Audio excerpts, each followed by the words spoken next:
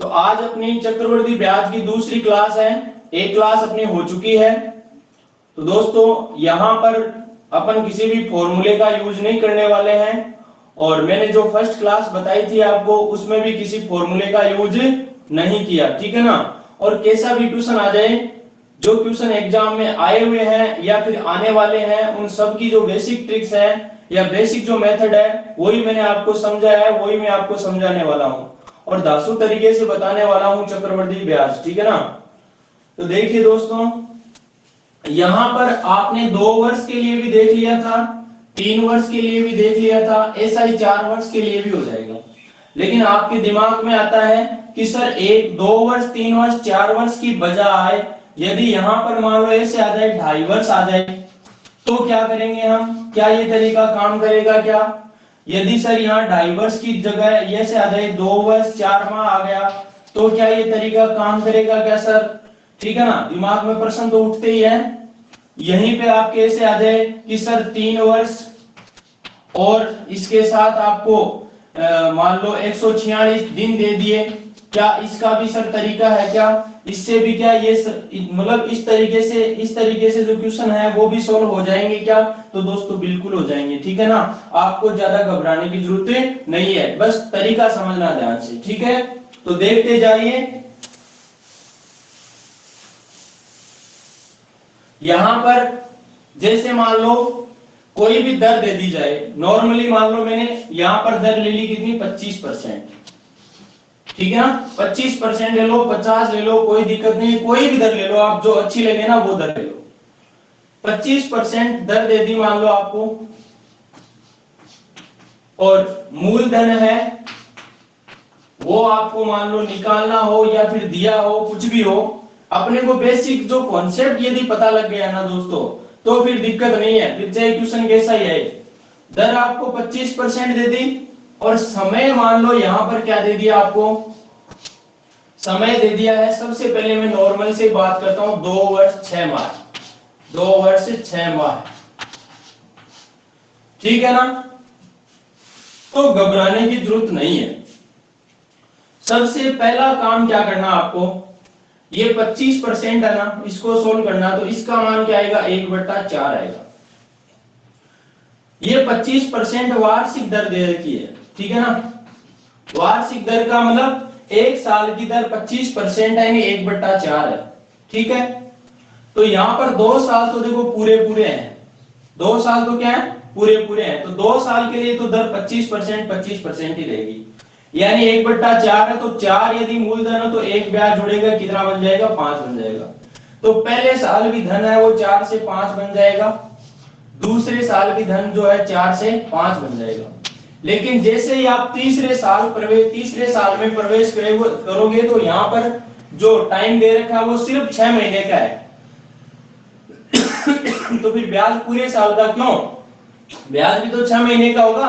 6 महीने का मतलब आधा वर्ष, 6 महीने का मतलब आधा वर्ष, आधा वर्ष तो ब्याज भी आधा हो जाएगा। ब्याज 25% था तो 25% का आधा हो जाएगा, यानी 1/4 का आधा हो जाएगा। तो 30 जो इस 6 माह के लिए जो दर है वो दर क्या हो जाएगी, 1/4 थी पहले, अरे 1/4 बोलो चाहे 25% बोलो, इससे कोई अंतराज नहीं आता, ठीक है। अब इस 1/4 की दर क्या हो जाएगी, जो ये समय दे रखा ना उसके अकॉर्डिंग, यानी 1/2 हो जाएगी। तो कहने का मतलब 1/4 गुना 8, या फिर आप यूं कह दो कि सर पहले 25% थी, अब सिर्फ 6 महीने का, एक साल का जब 25% है तो 6 महीने का कितना होगा, तो 6 महीने का 2 का भाग दे दो, यानी 12.5% होगा। और 12.5% को जब आप सरल करोगे तो कितना आएगा, 1/8। लेकिन मैं आपको सजेस्ट करूंगा कि यहाँ इसको दोबारा सोल्व नहीं करना, अपने को डायरेक्ट 1/4 आ रहा ना, उसका आपको जो भी आ रहा है 1/2 है, 1/2 गुना कर दो, 3/4 है 3/4 गुना कर दो, 3/2 है 3/2 गुना कर दो, जो आए वो कर दो आप लोग, ठीक है ना। शायद मेरी इतनी सी बात आप लोगों की समझ में आ गई होगी। तो यहाँ पर ये जो तीसरे वर्ष की तरफ जा रहा है ना, 2 वर्ष के बाद का सौदा, वहां पे दर है दोस्तों, वो दर 1/4 नहीं बल्कि 1/8 हो जाएगी। यानी कि मूलधन यदि कोई 8 होगा तो 8 पे 1 रुपया ब्याज जुड़ के वो कितना बन जाएगा, 9 बन जाएगा। यानी कि इन 6 महीने के लिए कोई धन 8 होगा तो वो कितना बन जाएगा, 9 बन जाएगा। ये सौदा आपको दिमाग में बैठा के रखना है और कुछ भी नहीं करना है। तो इधर इनको गुणा करो, 8 चौक 32, 32 गुणा 4 यानी 4 गुणा 8 और 4 3 12 यानी 128 हो गया। और इधर इनको गुणा करोगे तो 5 25 और 25 नमा 225 यानी कि यहां पर कोई धन यदि 128 रुपए है तो वह धन 25% वार्षिक दर से 2 वर्ष 6 माह बाद कितना बन जाएगा, 225 रुपए बन जाएगा। यानी कि मूलधन अगर आपका 128 रुपए हो तो मिश्र धन कितना बन जाएगा, 225 बन जाएगा। और चक्रवर्ती ब्याज कितना होगा, तो चक्रवर्ती ब्याज भी निकाल लो, 5 15 में से 8 गया 7 और 11 में से 2 गया 9 यानी 97 आ जाएगा। मान लो आपको मूलधन 128 नहीं बल्कि मूलधन आपको कितना दे दिया, 12,800 रुपए दे दिया। कितना दे दिया, 12,800। तो दोस्तों जब मूलधन 12,800 हो गया, 128 का मतलब कितना हो गया, 12,800 हो गया, तो फिर क्या चक्रवृद्धि ब्याज इतना रहेगा क्या, या फिर मिश्र धन इतना रहेगा क्या, नहीं। जो इसके साथ हुआ है वो इनके साथ होगा। तो 128 से 12,800 यानी कितना गुना हो रहा है, 100 गुना हो रहा है। यहाँ पर जब यहाँ 100 गुना, मैं जरूरी नहीं कि 12,800 ही लूं, कोई भी धन हो सकता है यहाँ पर, जो इसका जितना गुना बनेगा, चाहे वो 5 गुना बने, चाहे 10 गुना बने, चाहे 5/2 गुना बने, चाहे 0.14 गुना बने, कितना ही गुना बने, जितना गुना ये हो रहा ना उतना ही गुना इनके साथ कर देना, यानी ये भी 100 गुना हो जाएगा तो 9700 रुपए बन जाएगा, ये भी 100 गुना हो जाएगा यानी 22,500 रुपए बन जाएगा। शायद मेरी इतनी सी बात आप लोगों की समझ में आ गई होगी। यस और नो, कमेंट कीजिए फटाक से।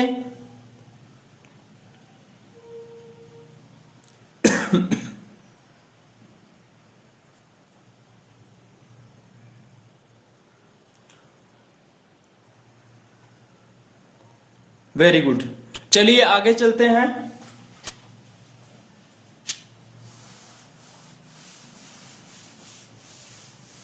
अब देखो मान लो यहां पर आपको ध्यान से समझना, यदि 4 माह दे दे या फिर मैं कहूं 3 माह दे दिया या 4 माह दे दिया या 6 माह दे दिया या 8 माह दे दिया या 9 माह दे दिया या फिर 73 दिन, 146 दिन, ठीक है, इसके अलावा 219 दिन, 292 दिन, विशेष तो इनमें से कोई देगा, ठीक है ना, ध्यान रखना क्यों देगा वो भी रीजन है इसके पीछे। 3 माह का मतलब वर्ष में बदलने के लिए 12 का भाग देना पड़ेगा, तो 3 एकम 3, 3 चौक 12, तो 1/4 वर्ष आ जाएगा, ठीक है ना, यानी जो भी दर है उसका 1/4 गुणा कर दो, ठीक है। 4 माह का मतलब 4/12 यानी 1/3 आ जाएगा। 6 माह का मतलब 1/2, 8 माह का मतलब 8/12 यानी 4 गुना 8, 4 3 12, 2/3 आ जाएगा। 9 माह का मतलब 9/12 यानी 3 3 9 और 3 चौक 12। ध्यान रखना 3 माह का मतलब 1/4 दिमाग में रखना, और 9 माह का मतलब 3/4, क्योंकि 3 का 3 गुना हो रहा है ना, ये 3/4 हो गया। 4 महीने का मतलब 1/3, तो 8 महीने का मतलब 2/3 और 6 महीने का मतलब 1/2। ये बात आपको बार बार लिखनी नहीं है, दिमाग में फीड रखनी है, ठीक है। बात करें 73 दिन की, 73 दिन है, इनको यदि साल में बदलें तो एक साल में कितने दिन माने जाते हैं नॉर्मली, 365 दिन, तो 73 में भाग देंगे किसका, 365 का, ठीक है ना। तो देखो 73 एकम 73 और 73 पंजो 365, हमेशा ये 73 के फाड़े में आता है, ठीक है ना, तो 1/5 आ जाएगा। वहीं पे यदि बात करूं 146 दिन की, तो 146/365, ये एक्चुअल में क्या है दोस्तों, ये 73 का फाड़ा है। 73 एकम 73, 73 दूना 146, 73 तिया 219, 73 चौका 292, 73 पंजो 365, यानी 5 बार फाड़ा बोले। तो यहाँ पर देखो ये 73 से 2 बार कट गया, ये 73 से 5 बार कट गया, कहने का मतलब ये आ गया 2/5, ये आ गया 3/5, तो ये आ गया आपका 4/5। क्लियर है मामला, हो जाएगा, ठीक है ना, कोई फॉर्मूले की जरूरत नहीं पड़ेगी आपको, बिल्कुल बेसिक सौदे से काम हो जाएगा आपका। ज्यादा कुछ भी करने की जरूरत नहीं है। अब दोस्तों देखो सवाल यहां पर क्या बनता है, जैसे मान लो सवाल बन गया, आपको मान लो दर दे दी, यहां पर दर कितनी दे दी, दर दे दी आपको 6.2/3%, ठीक है, वार्षिक 6.2/3% वार्षिक दर दे दी। इसके अलावा समय आपको दे दिया, कितना समय दे दिया, 1 वर्ष और 73 दिन दे दिया, ठीक है। तो आपको सबसे पहले क्या करना है, इसकी स्टेप्स बनानी है, जैसे हमने रीजनिंग में बनाई थी वैसे ही आपको यहाँ पर 2 स्टेप बनेंगी। क्या कौन सी, कि पहले साल के लिए तो वो जो दर है ना वो की वही रहेगी, लेकिन अगले 73 दिन के लिए क्या हो जाएगी वो आपको पता है, अभी मैंने सवाल करवाया था उसके अकॉर्डिंग हो जाएगी, ठीक है ना। वो आप मुझे बना के दिखाए जल्दी से, क्या करना है क्या नहीं करना आपके हाथ में। अब चाहे उसमें मूलधन दिया हो अपने को, चाहे भले अपने को क्या दिया हो, चक्रवृद्धि ब्याज दिया हो, चाहे भले मिश्र धन दिया हो, उससे कोई फर्क नहीं पड़ता, इनमें से कोई सा ही दे, इनमें से तीनों में से कोई सा भी देके कोई सा भी पूछे तो ये सवाल आपका काम करेगा। जल्दी निकालो, देखे मूलधन और मिश्र धन का अनुपात निकालो।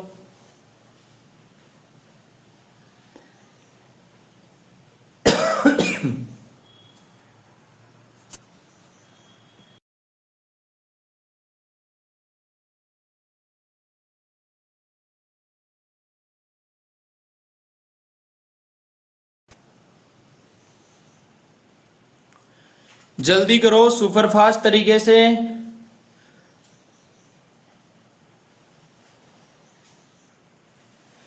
और 73 दिन का मतलब अभी अभी बताया था मैंने 1/5, कितना 1/5।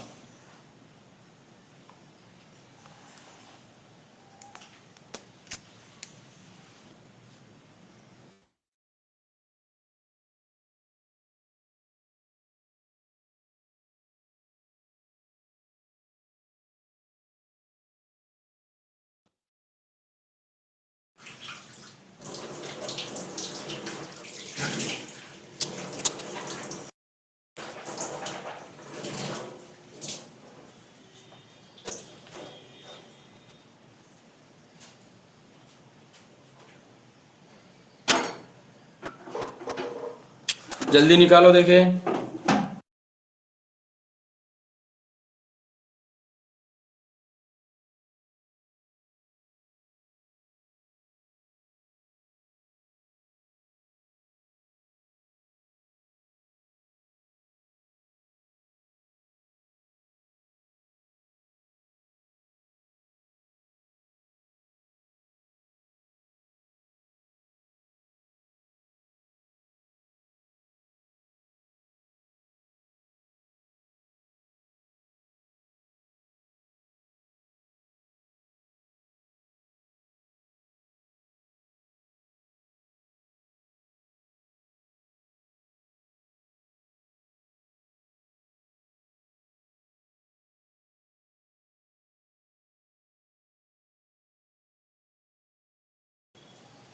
पिचहत्तर अनुपात 96 में आया है ना।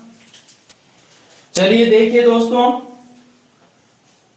यहां पर सबसे पहले 6.2/3% का मतलब क्या होगा, तो इसका मतलब होता है मेरे दोस्त 1/15। जिसको नहीं निकालना आता, पहली बात तो प्रतिशत की क्लास देखेगा तब आपके दिक्कत नहीं रहेगी। दूसरी बात यह है कि मैं बता भी दूंगा, तो देखो 18 और 2 कितना हो गया 20 और बट्टा में आ गया 3%, हटा तो नीचे कितना आएगा 100 आ जाएगा। तो देखो 20 एक कम 20 और 20 पंजो 100, यानी ऊपर तो आ गया 1 और नीचे 3 गुना 5 कितना बन जाएगा 15 बन जाएगा, ठीक है। अब देखिए मेरे मित्र, यहां पर 1 वर्ष के लिए तो सौदा यही रहेगा, मतलब 15 धन हो तो 1 रुपया ब्याज जुड़ के कितना बन जाएगा वो 16 बन जाएगा। तो पहले साल के लिए बनेगा 15 से 16। यदि 2 साल होता तो 2 बार लिख देते 15 से 16, लेकिन यहाँ 1 वर्ष पूरा पूरा है और दूसरा वर्ष पूरा नहीं है, सिर्फ 73 दिन ही है। तो 73 दिन का मतलब क्या होता है भाई, 1/5 वर्ष होता है कि नहीं होता है। तो यहाँ पर ब्याज भी फिर वो नहीं रहेगा, ब्याज भी जितनी दर है ना उसका 1/5 हो जाएगा। मतलब इसके लिए क्या हो जाएगा, ये दर पहले 1/15 थी और इसका 1/5 हो जाएगा, मतलब कितना हो जाएगा 1/15 5 75, यानी कि 75 रुपए धन हो तो 1 रुपया ब्याज लगेगा, कितना हो जाएगा 76 हो जाएगा। आ रही मेरी बात समझ में। तो ये दूसरे साल यानी कि पहला साल तो पूरा हो चुका है यहाँ पर, और दूसरे 73 दिन के लिए 75 से कितना बनेगा 76, यानी कोई धन यदि 75 रुपए है तो वो कितना बन जाएगा 76 बन जाएगा। अब जरूरी नहीं वो 75 हो, जो हो उसके अकॉर्डिंग यानी अनुपात ये रहेगा। अब इनको इधर गुणा कर दो, कितना आएगा भाई 15 5 75 और 15 7 105 और 7 112, तो 1125 रुपए का यदि धन हो तो वो कितना बन जाएगा 16 छक्की 96 और 16 साती 112 ही होता है क्या भाई, 112 और 9 121। तो यदि कोई धन 1125 रुपए है और 6.2/3% वार्षिक या 1 वर्ष की दर है, तो वह 1 वर्ष और 73 दिन बाद कितना बन जाएगा 1216 बन जाएगा। यानी कि ब्याज कितना होगा चक्रवृद्धि ब्याज, वो बन जाएगा मेरे दोस्त 6 में से 5 गया 1, 11 में से 2 गया 9 और 1 में से 1 0, तो 91 रुपए बन जाएगा। अब मान लो यहां पर आपको चक्रवृद्धि ब्याज दे दिया, सवाल में ये कह दिया कि किसी धनराशि का 6.2/3 वार्षिक दर से 1 वर्ष और 73 दिन के लिए चक्रवृद्धि ब्याज 910 रुपए है, तो बताइए वह राशि क्या होगी। या फिर आपको पूछ ले कि चक्रवृद्धि मिश्र धन क्या होगा, तो आप क्या करोगे, चक्रवृद्धि ब्याज आपको 910 दिया है, तो यहां पर 91 बन रहा है, 91 को क्या बना दो 910 बना दो। 91 की वैल्यू 910 है तो 1 की वैल्यू निकाल लो, कितनी आ जाएगी 10 आ जाएगी, क्योंकि 10 गुणा हो रहा है ना।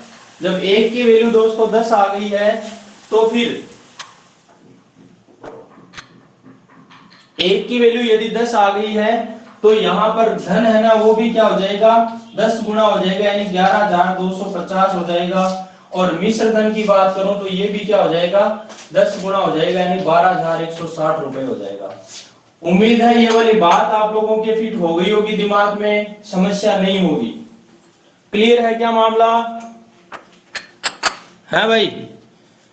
अब जरूरी नहीं है 10 गुना हो या 5 गुना हो 20 गुना हो, जितना गुना हो उतना गुना हो जाएगा। 91 की वैल्यू जो भी दे रखी है वहां से 1 की वैल्यू निकाल लो, बस 1 की वैल्यू जो भी आए, चाहे वो पॉइंटों में आए चाहे आपकी एक पूरी संख्या आए, 10 गुना 20 गुना 5 गुना 1.5 गुना कितना ही गुना है उससे मतलब नहीं है, तरीका यही रहेगा। चलिए अब एक सवाल देता हूं मैं आपको, बढ़िया नॉन पतंजलि, जल्दी से जवाब देना मुझे।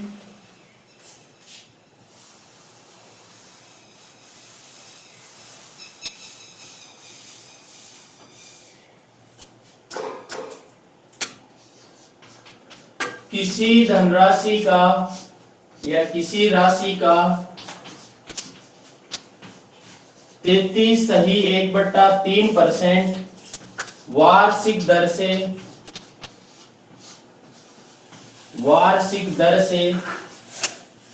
वार्षिक दर से 2 वर्ष 8 माह है 2 वर्ष 8 माह का चक्रवृद्धि ब्याज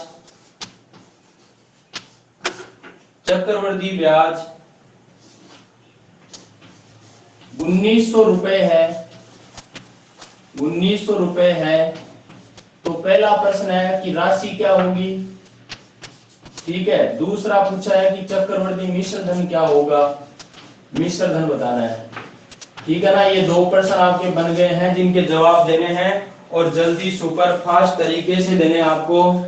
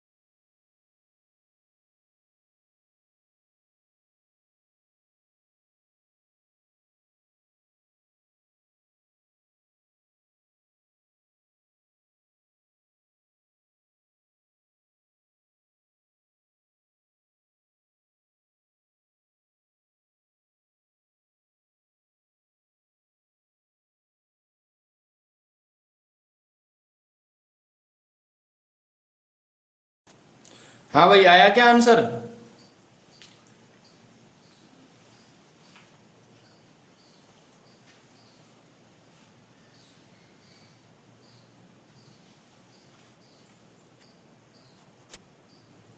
क्या हुआ रामचंद्र जी, ऐसे क्या नो बोल दिया धीरे से? यस में बदलो इसको, कोशिश करो। ऐसे नो से काम नहीं चलेगा।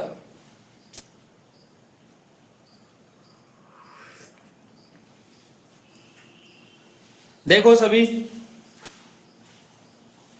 सबसे पहले देखो दर 33 सही 1/3 वार्षिक, यानी एक साल की जो दर है ना वो क्या रहेगी? 33 सही 1/3% रहेगी। तो सबसे पहला काम तो है 33 सही 1/3%। तो इसका मतलब क्या होता है? इसका मतलब होता है 1/3। आगे मेरी बात समझ में? अब यहां बात करते हैं, देखो पहले तो है 2 वर्ष। 2 वर्ष का मतलब 2 साल के लिए तो यही दर रहेगी।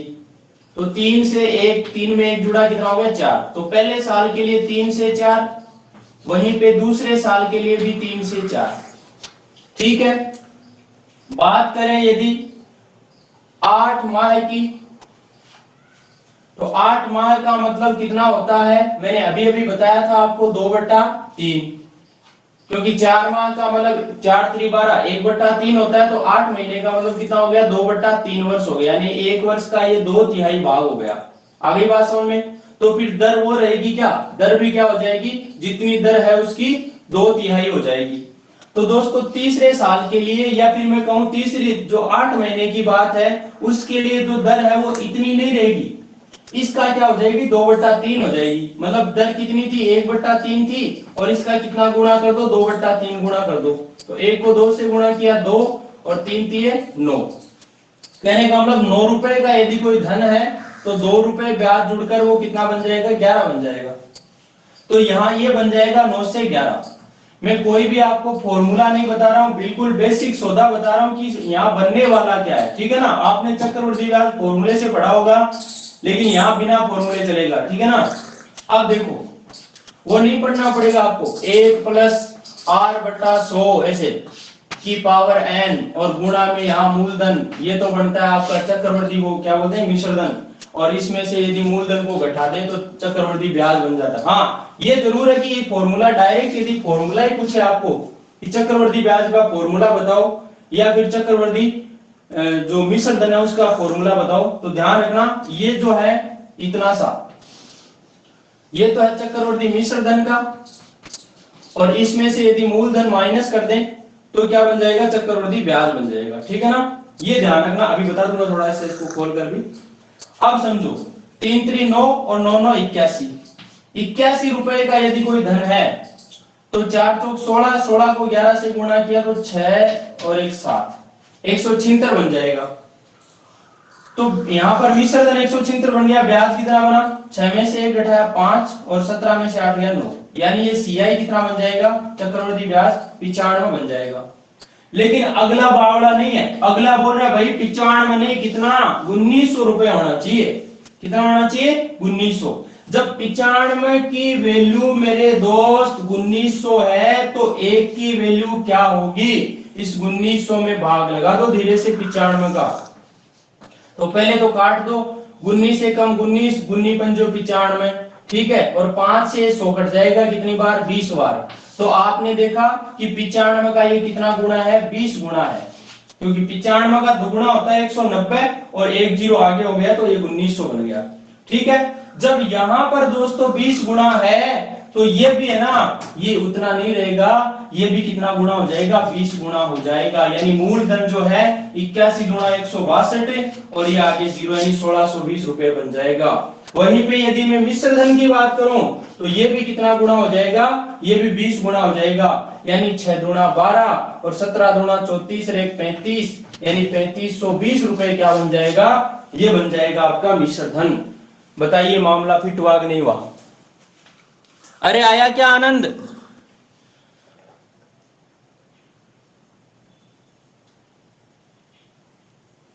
और इस सवाल को फॉर्मूले में लेके बैठोगे ना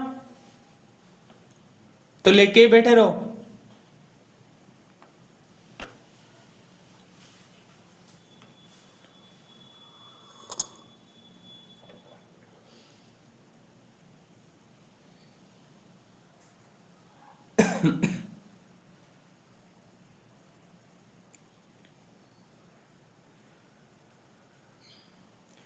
चलिए दोस्तों, चलते हैं आगे। आपके समझ में आ गया है?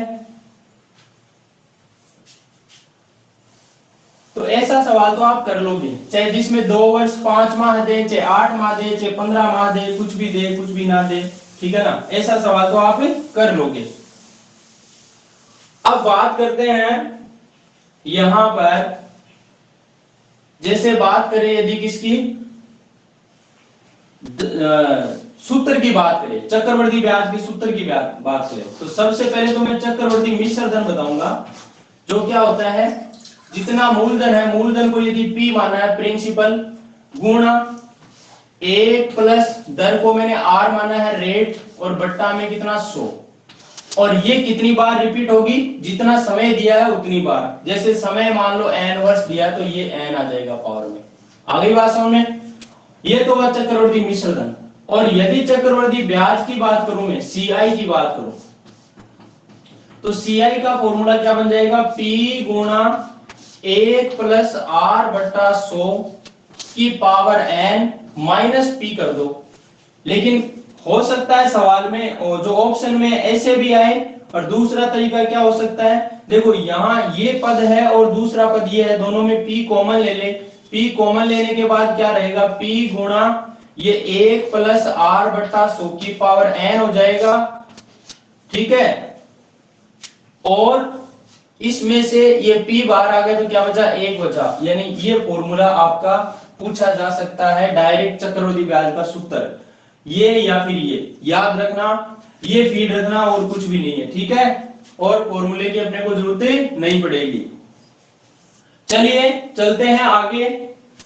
जो मैंने शर्त बताई थी आपको, वार्षिक, अर्धवार्षिक, ठीक है ना, तो उनमें क्या सौदा होने वाला है, उनके सवालों को अपन समझने वाले हैं।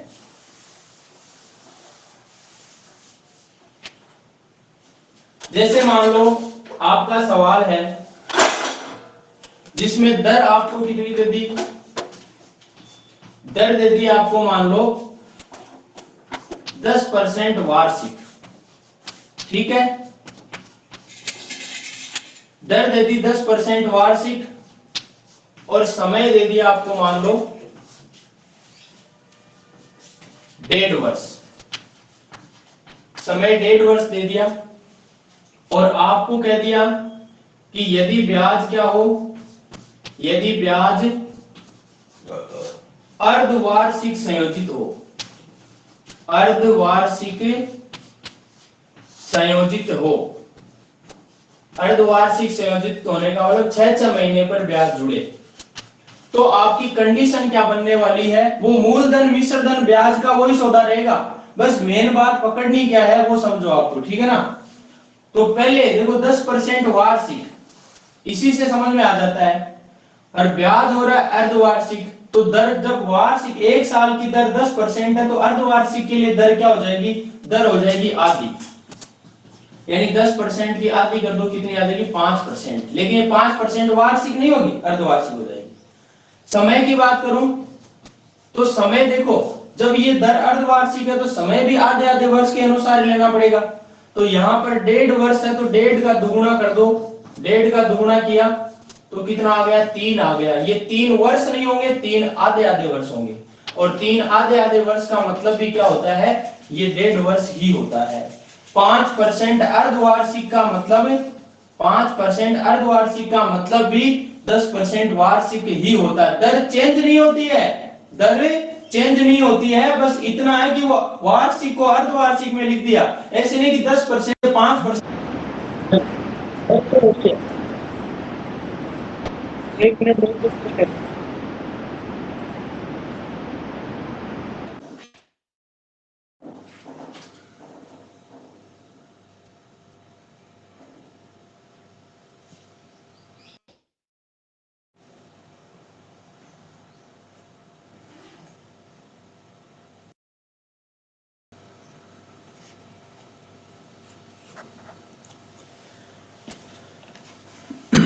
तो यहाँ पर ये बात समझ में आ गई होगी कि दर है वो चेंज नहीं होगी, दर 10% है तो 10% ही रहेगी, 10% वार्षिक है, ये भी 10% वार्षिक ही है, ये 5% अर्धवार्षिक है तो ये भी 5% अर्धवार्षिक ही है। क्यों? 10% वार्षिक का मतलब 5% अर्धवार्षिक और 5% अर्धवार्षिक का मतलब 10% वार्षिक। लेकिन बस सवाल को सोल्व करने के लिए ये करना है कि दर को आपको आधी कर देनी है और समय को दुगुना कर देना, 1.5 का दुगुना 3 कर देना। ठीक है, 1.5 हो तो 1.5 का दुगुना 3, 2 है तो 4 कर दो, जो भी है वो कर दो। अब क्या करना है, यहां देखो 5% दिया तो 5% का मतलब क्या होता है भाई, 1/20, क्योंकि 20 पंजो 100। अब 20 में 1 जुड़ेगा तो कितना बन जाएगा, 21। यहां पर पूरे पूरे 3 वर्ष हैं, सॉरी 3 है पूरा पूरा, इसलिए आप 3 बार लिख दो, 20 से 21, 20 से 21, 20 से 21। ठीक है ना, तो यहां दिक्कत नहीं होनी चाहिए, 2 दूना 4 दूना 8, ये 000 8 जा रहा है तो कितना बन जाएगा, 9261 रुपए बन जाएगा। 21 को 21 से गुणा किया ना 3 बार, ये तो 8000 रुपए से 9261 बना, मतलब 1261 रुपए क्या बन जाएगा, सॉरी 8000 से 9000, हाँ 1261 रुपए क्या बन जाएगा, चक्रवृद्धि ब्याज बन जाएगा।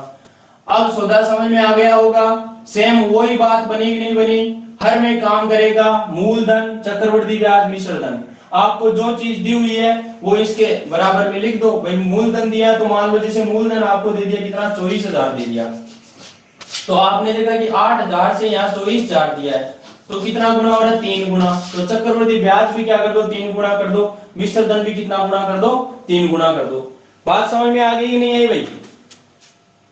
यस नो में जवाब दो जल्दी।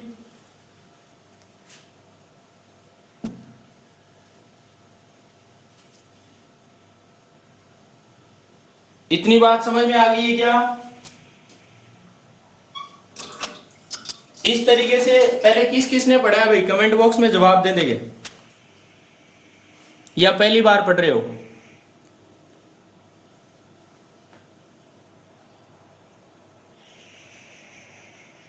फर्स्ट बार पढ़ रहे हो ना?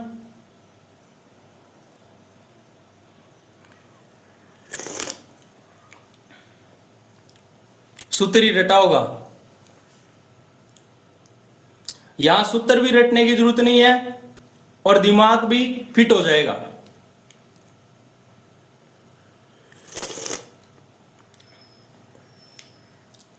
मैं चाय पी लूं थोड़ी सी। चलो फिर मुझे एक सवाल का जवाब दो, यहां आपको इतने में एक सवाल दे देता हूं। यहां दर आपको दे दी मान लो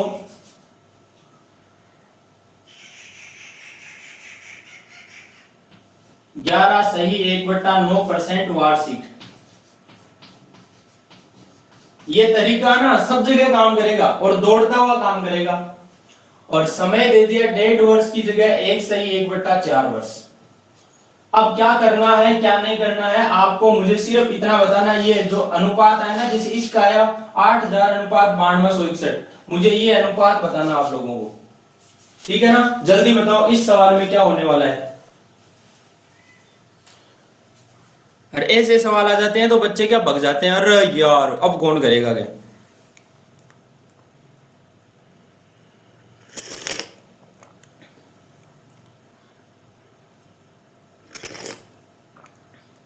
करो देखे जल्दी।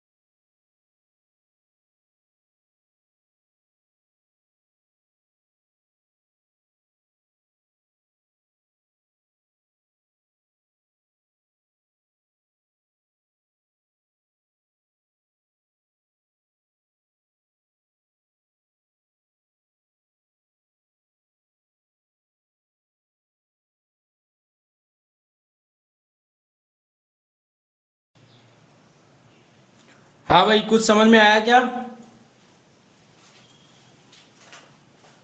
बताओ देखिए।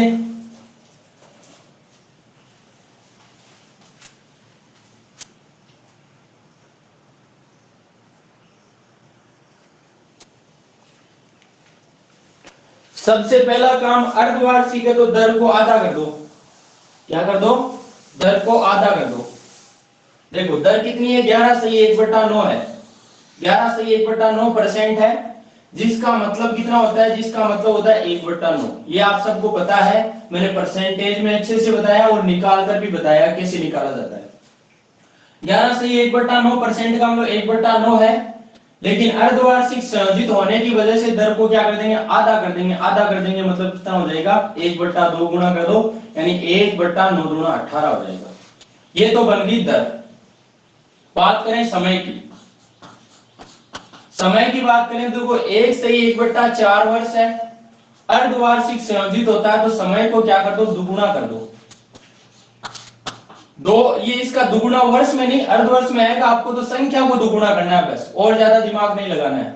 1/1/4 है, जिसका दुगुना करोगे तो देखो 1 का दुगुना 2 और 1/4 यानी पाव, पाव का दुगुना आधा। तो यहां पर कितना हो गया? 2.5 हो गया। टोटल कितना बन गया? 2.5 बन गया। शायद मेरी इतनी सी बात आप लोगों को समझ में आ गई होगी। अब देखिए यहां 1/18 है, तो पहले दो जो संख्या है, 2 बार तो पूरा पूरा वही आएगा। तो आपने देखा 18 में 1 जुड़ा कितना हुआ? 19। तो पहले एक अर्धवर्ष के लिए 18 से 19, दूसरे के लिए भी 18 से 19 हो गया। लेकिन बात करें कि तीसरे अर्धवर्ष की बात करें तो पूरा आधा ही है।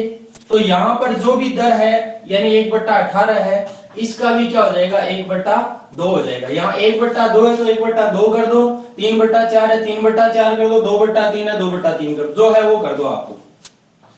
तो 1/18 दूना 36 हो जाएगा। 36 में 1 जुड़ा तो कितना बन जाएगा? 37 बन जाएगा। तो ये बन जाएगा 36 से 37। अब क्या करना है? इनका इधर गुणा और इनका इधर गुणा। तो देखो 18 18 324 और 324 को 36 से गुणा कर दो। अब 36 को फाड़ो, किन नाम है? तो यहां पर क्या करो? पहले इसको देखो 36 में से किसको निकाल दो? 4 को निकाल दो और 9 यहां पर रख दो। 4 को गुणा किया तो 4 तो 16, 32 चौका 128 और 129 यानी 1296 आ गया। इसको 9 से गुणा कर दो। 9 6 54 और 9 9 81 और 5 86 और 9 12 नमा के 108 और 8 कितना? 116 हो गया। 11,664 तो बन गया ये, ठीक है। और 19 गुणा 19 361 होता है। 361 को किससे गुणा कर दो? 37 से गुणा कर दो। क्या होगा भाई? 7 एकम 7 6 37 42 और 3 45 और 0 7 3 21 और 18 21 और 8 कितना हो गया? 21 और 10 31 और 8 39 39 और 4 43 हासिल की 4 0 3 3 और 4 13। ये बन गया 13,357।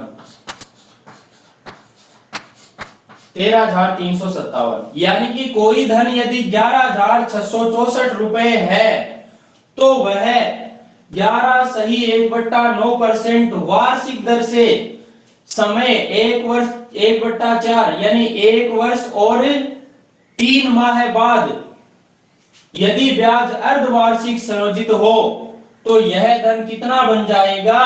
13,357 रुपए बन जाएगा। अब इसका कितना गुणा है? जरूरी सवाल ऐसे ही बन जाए नॉर्मली। आपको कह दे कि बताइए कोई धन है, धन दे रखा आपको कितना? 11,664 रुपए दे रखा है कि 11,664 रुपए की राशि इतनी दर से इतने समय बाद कितना चक्रवृद्धि ब्याज देगी यदि ब्याज अर्धवार्षिक संयोजित होता है। तो आपको पता है 11,664 का मतलब 11,664 कितना गुणा? 1 गुणा। 1 गुणा होने का मतलब वो की वही राशि आ रही है, तो चक्रवृद्धि ब्याज क्या आ जाएगा? वो का वही आ जाएगा यहाँ पर। यानी कितना? 7 में से 4 गया 3, 5 में से 6 नहीं जाता, 15 में से 6 गया 9 और 12 में से 6 गया 6 और ये कितना आ गया? 12 में से 2 में से 1 गया 1। तो 1693 रुपए क्या बन जाएगा? चक्रवृद्धि ब्याज बन जाएगा। अरे मेरी बात समझ में आ गई क्या?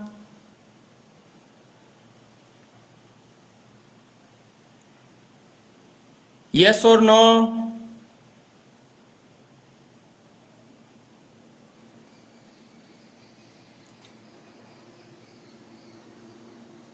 सर हाँ जी। सर ये समय बताओ आपने, मतलब ये कैसे निकाला? कौन सा समय? ये 2 सही 1/2। अरे सवा का दुगुना कितना होता है? 1 से 1/4 का मतलब क्या होता है? सवा एक नहीं होता क्या? और सवा एक का दुगुना करो कितना आएगा?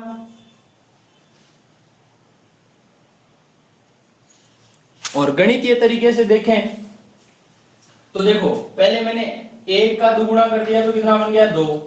फिर 1/4 का दुगुना किया तो कितना बन गया? 2 एकम 2, 2 दूना 4, तो ये बन गया 1/2। अब 2 में 1/2 जुड़ेगा, कितना बन जाएगा? 2.5।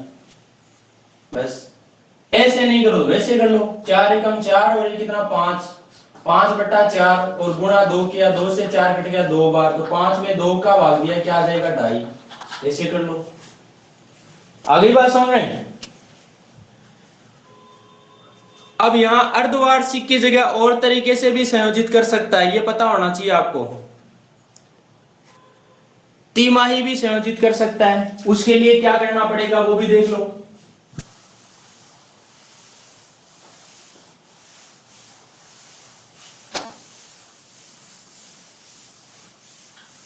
और दोस्तों एक चीज बता दूं आपको, यहां पर एक तरीका नहीं, बहुत तरीके हैं आपके पास। बेसिक मतलब आपके सूत्र का तो मात्र एक तरीका होता है, लेकिन बेसिक तरीके बहुत होते हैं। जैसे मान लो अपना, जैसे 1/18 आ रहा था, ठीक है, समय आ रहा था 2.5, तो इसके लिए अपन और दूसरे तरीके से कैसे करें?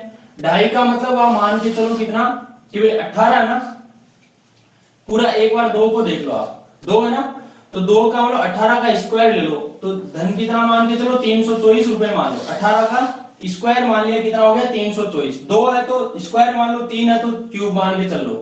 उससे क्या, थोड़ी सी ये माना हमने, रियल नहीं है, रियल तो जो प्रश्न में दिया होगा वो होगा। यदि हम 324 रुपए धन मानकर चलते हैं, तो इसका देखो पहले साल का, दूसरे साल का और तीसरे आधे साल का, समझ में आ रही मेरी बात? इनका जो वो साधारण ब्याज क्या होगा, चक्रवृद्धि ब्याज क्या होगा, अंतर क्या होगा पहले वर्ष का, ये जो तरीका है ना, ये तो आपको बना देगा सुपर फास्ट। देखो कैसे, पहले साल के लिए ब्याज 1/18 ही लगेगा, ठीक है, दूसरे साल के लिए भी ब्याज 1/18 ही लगेगा, लेकिन तीसरे साल के लिए 1/18 नहीं बल्कि 1/36 लगेगा, यानी 1/18 का आधा हो जाएगा। आ रही मेरी बात समझ में? क्यों? 1/18 का आधा किया तो कितना हो जाएगा? 1/18 गुना 2 कितना हो जाएगा? 36। और ध्यान रखना, 1/18 का आधा 1/9 नहीं होता, 1/36 होता है, ये भी ध्यान रख लेना। और 1/18 का दुगुना पूछे तो 1/9 होगा। ये सौदा बनेगा। तो यदि मान लो आप पहले साल का ब्याज निकालने चाहते हो, देखो इसमें ले रहा हूं पहले साल का, इस पोर्शन में आएगा दूसरे साल का, और इसमें आ जाएगा तीसरे साल का। तीसरे का मतलब आधे साल, जो आधा अर्ध वर्ष बचा है उसका। या साल नहीं मैं बल्कि यह कह रहा हूं अर्ध वर्ष के लिए कर रहा हूं, लेकिन आप तो संख्या पे गौर करिए, अर्ध वर्ष उसको लगाइए गोली, आप तो काम कीजिए संख्याओं पर, ठीक है। 18 का भाग देंगे, इसमें कितनी बार जाएगा? 18 बार जाएगा। तो पहले साल के लिए तो ब्याज सिर्फ 18 ही आएगा। बात करें यदि दूसरे साल के लिए, तो दूसरे साल के लिए जो ब्याज लगेगा वो 324 पर भी लगेगा और इस 18 पर भी लगेगा। तो 324 का तो 1/18 कितना हो गया? 18 हो गया, और इस 18 का 1/18 करोगे कितना आएगा? तो 1 आ जाएगा। शायद मेरी बात समझ में आ गई होगी आप लोगों के। बात करें तीसरे साल की, तो तीसरे साल के लिए क्या होगा? तीसरे साल के लिए इस पे भी लगेगा, इस पे भी लगेगा, इस पे भी लगेगा और इस पे भी लगेगा, इन सब पे ब्याज लगेगा। और ब्याज कितना लगेगा? ब्याज 1/18 नहीं लगेगा बल्कि 1/36 लगेगा। तो देख लो आप लोग, अब 1/36 का इसमें भाग दो। जब आप 1/18 का भाग दे रहे थे तो कितना आ रहा था? 18 आ रहा था, ठीक है ना, लेकिन 2 का भाग देंगे तो ये 9 आ जाएगा, ठीक है। उसके बाद इसमें 1/36 का भाग दिया, जब 18 में 36 का भाग दोगे तो कितना आएगा? तो देखो 18 एकम 18, 18 दूनी 36, यानी 1/2 आ जाएगा। इससे 1/2 आ जाएगा, इससे भी 1/2 आ जाएगा, लेकिन इससे कितना आएगा? 1/36 आ जाएगा, क्योंकि 1 का 1/36 करोगे तो ये आएगा। आधा को आप क्या लिख, देखो आधा और आधा कितना हो गया? पूरा 1 हो गया है, ठीक है, ये भी ध्यान रखना। अब दोस्तों देखो इस तरीके में कितनी चीजें समाई हुई है वो देख लो आप।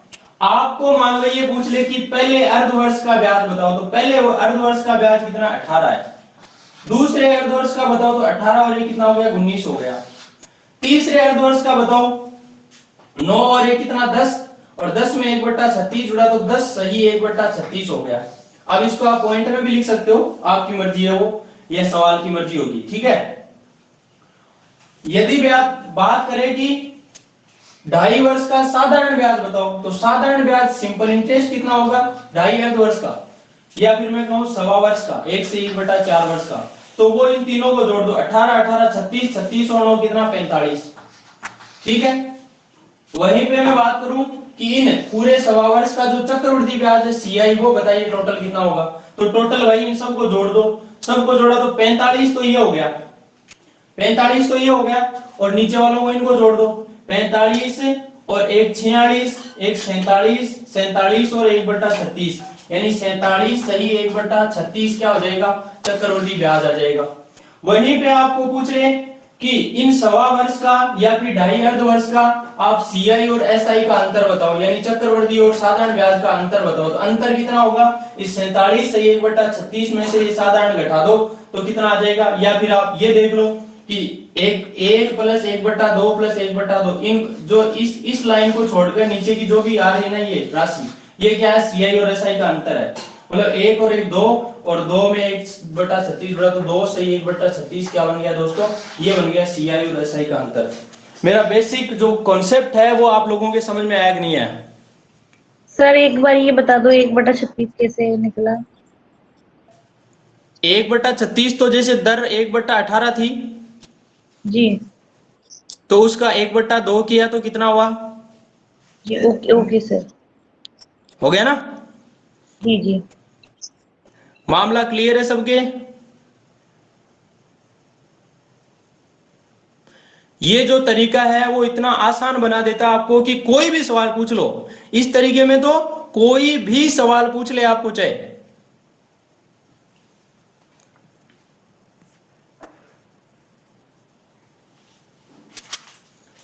भाई जैसे अपना अभी तरीका पढ़ रहे थे उसमें तो सिर्फ अपन मूलधन चक्रवृद्धि ब्याज और मिश्र धन 3 चीजें निकाल सकते थे, 3 के लिए वो तरीका बिल्कुल आसान है, आपका फास्ट तरीका, सबसे फास्ट तरीका है वो। लेकिन जैसे चक्रवृद्धि ब्याज और साधारण ब्याज का अंतर पूछ लिया तो घपला हो गया ना, वो घपला अपने को नहीं करना है। देखो सवाल करते हैं, यहां पर सवाल के माध्यम से बात करते हैं, ऐसे क्या बात करें।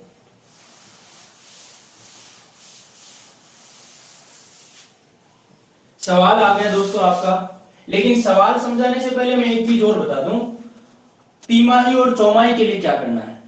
नॉर्मली यदि बात करूं मैं, जैसे मान लो दर दे दी आपको कितनी 20%, दर दे दी 20% और समय दे दिया आपको, समय कितना दे दिया,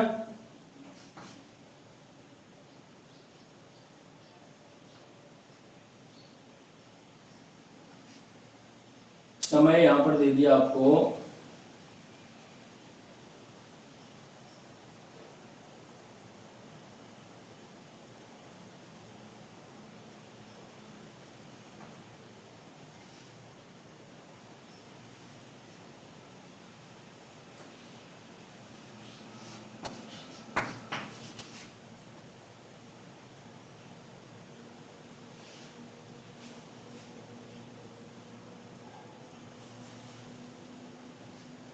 9 माह दे दिया, ठीक है ना, 1 मिनट,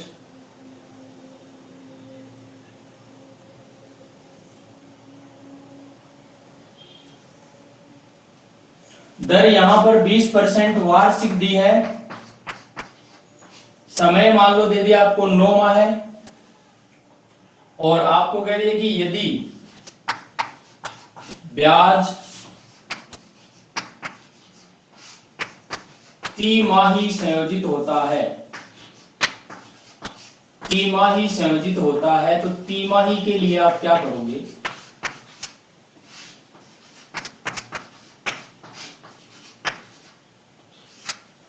तिमाही संयोजित होता है तो आपको क्या क्या चीजें पूछी जा सकती है।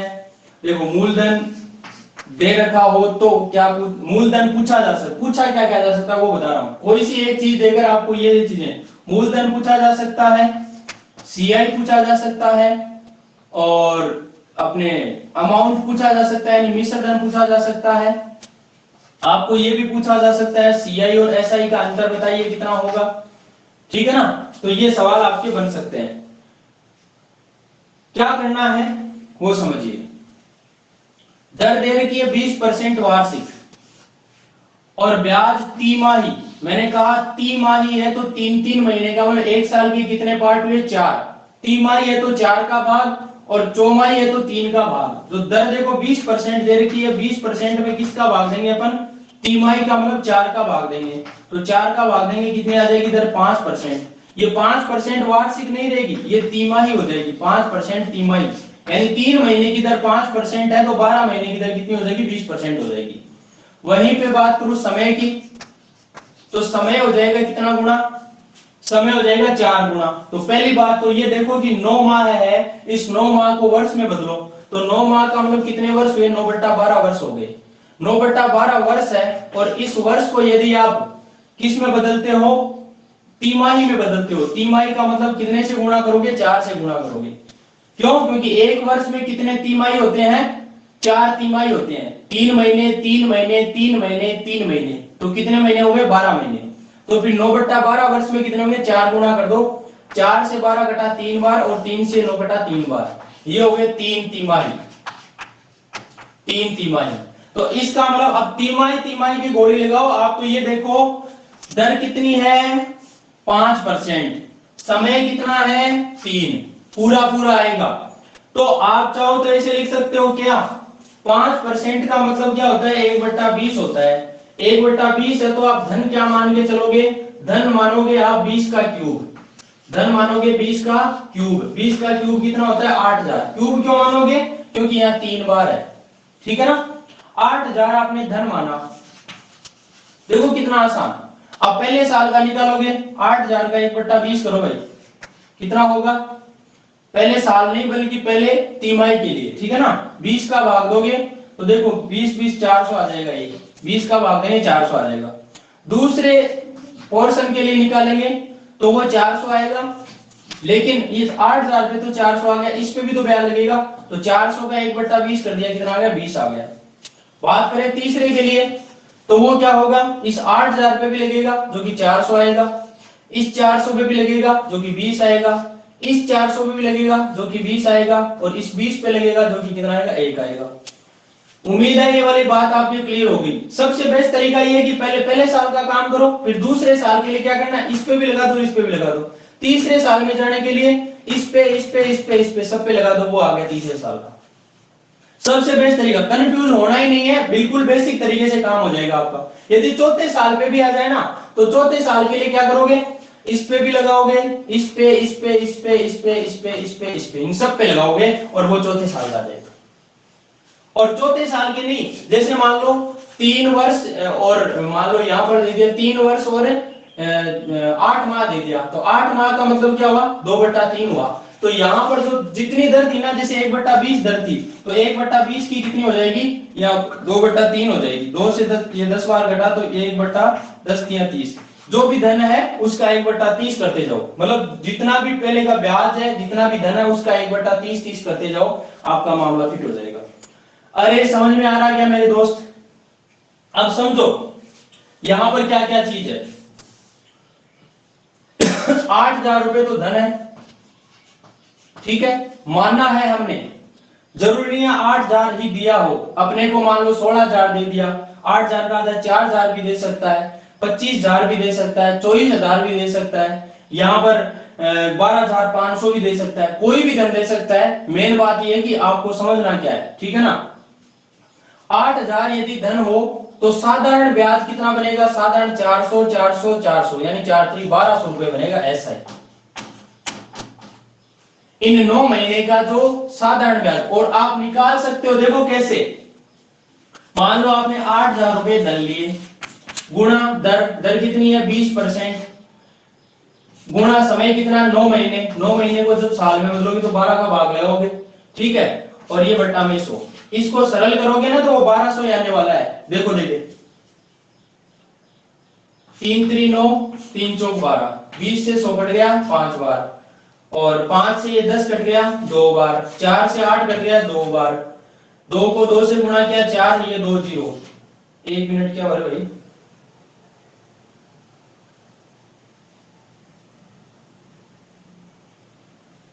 8000,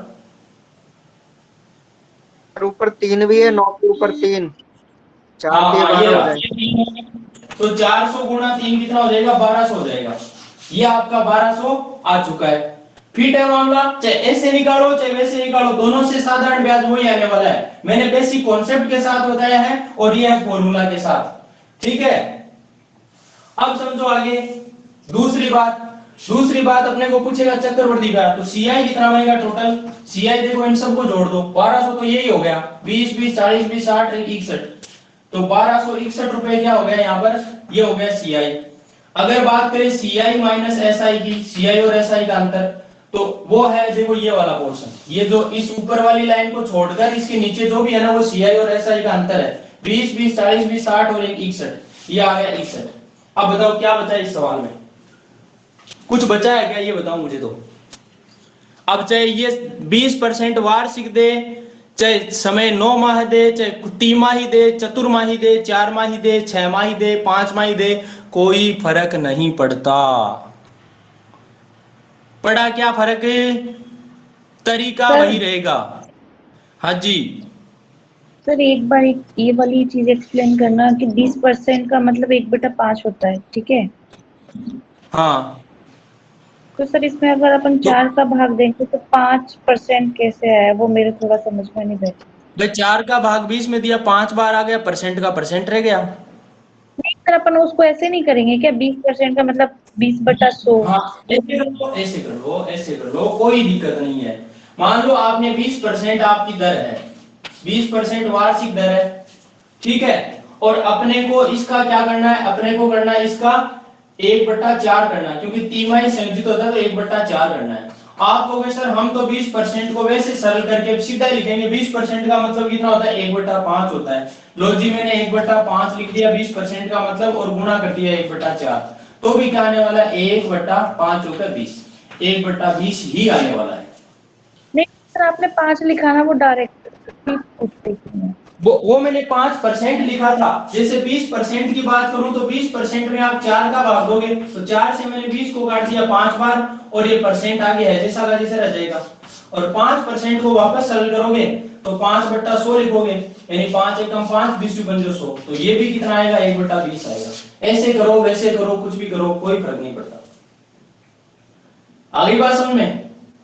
जी अब ये सवाल कैसे बनेगा, देखो ये बेसिक कॉन्सेप्ट समझ में आ गया ना, तो कोई दिक्कत नहीं है। सवाल बन गया, मान लो क्या, किसी राशि का 20% वार्षिक दर से 9 माह के लिए चक्रवृद्धि ब्याज और साधारण ब्याज का अंतर अंतर आपको दे रखा है। अंतर कितना दे रखा है, मान लो 1220 रुपए दे रखा है, ठीक है ना।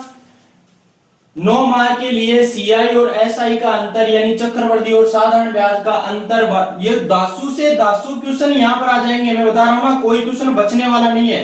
कहां जाएगा साला, नहीं बचेगा। सीआई और एसआई का अंतर 1220 रुपए है, यदि ब्याज तिमाही संयोजित होता है तो बताइए, तो क्या बताना है, तो बताइए कि वह धन कितना है।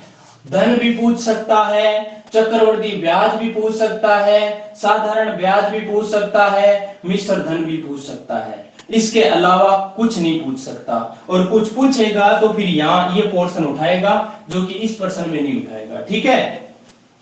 अब आपने सोचा सर यहाँ 1220 रुपए दिया, जब यहाँ ये 1220 है तो किसकी वैल्यू है, सीआई माइनस एसआई की। 61 की वैल्यू 1220 है, एक की वैल्यू क्या आ गई, 61 गुणा 122, एक की वैल्यू 20 आ गई, यानी 20 गुना हो रहा है। जब यहाँ 20 गुना हो रहा है तो धन भी वो नहीं रहेगा, ये भी 20 गुना हो जाएगा, यानी 8 का दुगुना 16, और आगे 3 के जगह 4 जीरो हो जाएंगे, यानी 1,60,000 रुपए हो जाएगा। वहीं पे बात करें यदि साधारण ब्याज की, तो 1200 का 20 गुना हो जाएगा, चक्रवर्ती ब्याज की बात करें 1261 का 20 गुना हो जाएगा। अब बताओ क्या बचा रहे सवाल में?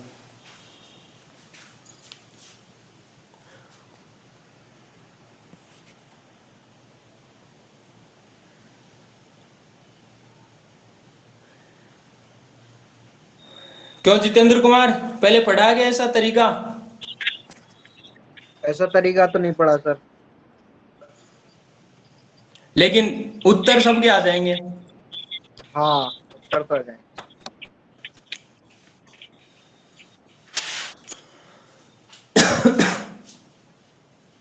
नहीं पढ़ा है तो अब दोबारा पढ़ने की जरूरत भी नहीं पड़ेगी आपको, ये मेरा वादा है। यदि आप अब ढंग से पढ़ लोगे तो दूसरे तरीके की जरूरत ही नहीं पड़ेगी आप लोगों को।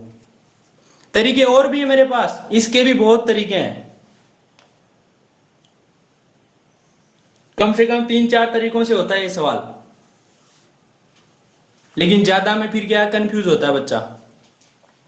अब तिमाही की जगह में चौमाही भी लेके बताता हूं आपको।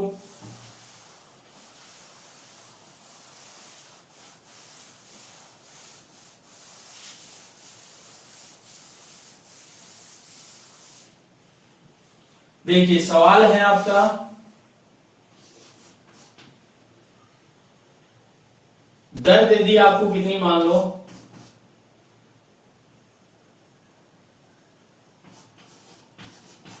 16.2/3% वार्षिक। ये आपको दर दे दी और समय दे दिया है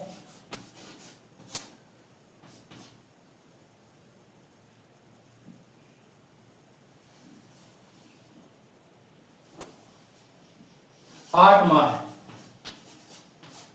और ब्याज जो है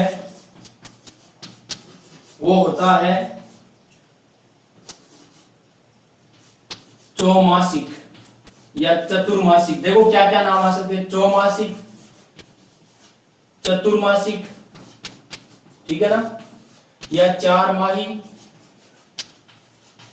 4 महीने से, ठीक है ना। इस तरीके से संयोजित होता है, संयोजित होता है। और आपको कोई भी धनराशि दे दी, ठीक है ना, कोई भी धनराशि दे दी और धनराशि के बाद आपको सवाल पूछ लिया जाता है, तो उस सवाल में क्या करना है। अब 8 महीने की जगह कुछ और भी हो सकता है, यहाँ आपको उससे डरना नहीं है, आपको तो बेसिक कॉन्सेप्ट पे काम करना है। सबसे पहले बात करें 16/2/3%, इसका मतलब होता है 1/6।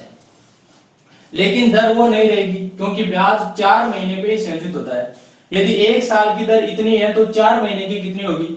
4 महीने का मतलब 4 4 8 4 12, 3 पार्ट होते हैं साल के, तो इसमें तीन भाग करना पड़ेगा, यानी 1/3 कर दो तो कितना आ जाएगा? 1/36 18 आ गया। बात करें दूसरी, 8 महीने, तो 8 महीने का मतलब वर्ष कितना होता है? 8/12 होता है, ये तो आपको पता ही होना चाहिए। लेकिन यहां ये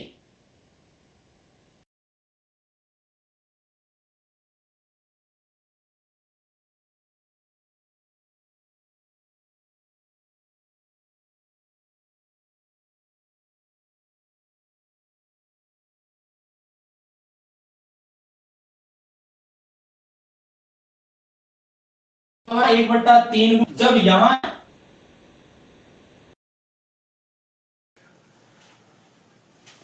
अब कुछ भी नहीं करना, समय दो, दर ये बड़ा आसान है। 18 का स्क्वायर कितना होता है? 324।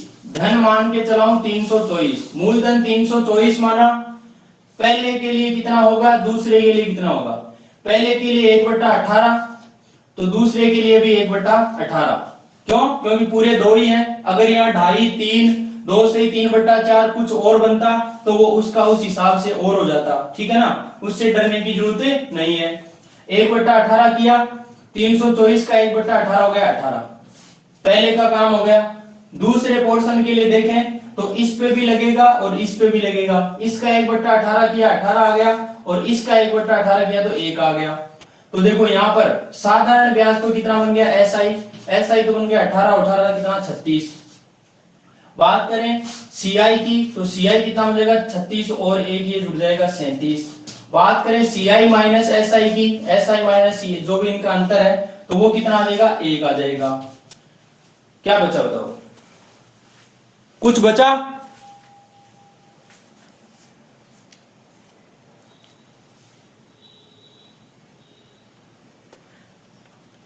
अरे कुछ बचा क्या?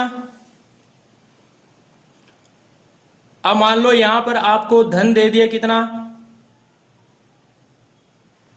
मूलधन आपको दे दिया गया मान लो, या फिर आपको कह दिया कि यदि 16 से 2/3% वार्षिक दर से 8 माह के लिए 8 माह के लिए चक्रवृद्धि ब्याज जो दे है वो कितना दे रखा आपको? 740 रुपए दे रखा है। ठीक है, चक्रवृद्धि ब्याज यदि 740 रुपए है तो बताइए कि ब्याज यदि चौमासिक या चतुर्मासिक 4 माही संयोजित होने पर आप बताइए सीआई और एसआई का अंतर बताइए कितना होगा, या फिर मूलधन पूछ ले या मिश्र धन पूछ ले, कुछ भी पूछ ले, आपकी दिक्कत नहीं होनी चाहिए। तो आपने देखा कि सीआई कितना देगा? 740 देगा। ये क्वेश्चन बना लेना भाई इस तरीके से पूरा, ताकि आपके डाउट ना रहे। तो यहां पर सीआई दे दिया आपको कितना? 740। 37 का मतलब 740, तो 37 गुणा 74 यानी 20 गुना हो रहा है। जब यहां 20 गुना हो रहा है तो धन भी 20 गुना हो जाएगा। साधारण ब्याज की बात करें तो ये भी 20 गुना हो जाएगा। अंतर की बात करें तो ये भी कितना हो जाएगा? 1 का 20 गुना यानी कितना हो जाएगा? 20। आपके जो प्रश्न का आंसर है वो 20 है। सीआई माइनस एसआई का अंतर दोनों का, सीआई माइनस एसआई कितना हो जाएगा? 20 हो जाएगा। क्लियर है मामला?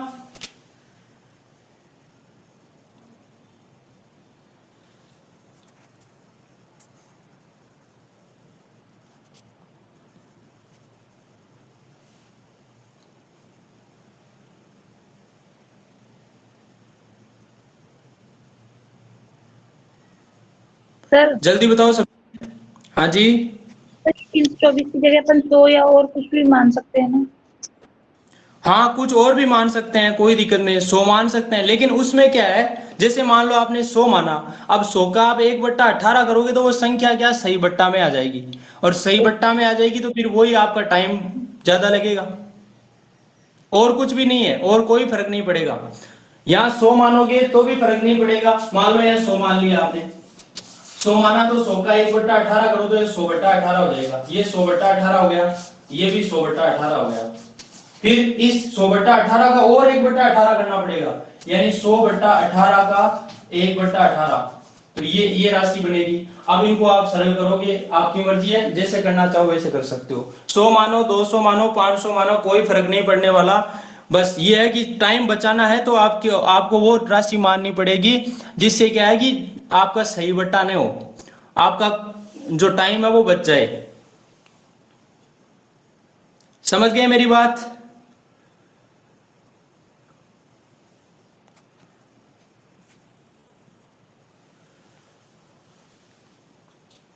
अब यहां मान लो आपने 324,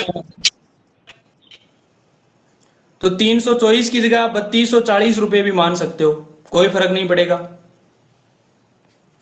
वो तो पर्सन में जैसी दे रखी है उसके अकॉर्डिंग हो जाएगी। हाँ आप बताओ, किसी के डाउट क्या?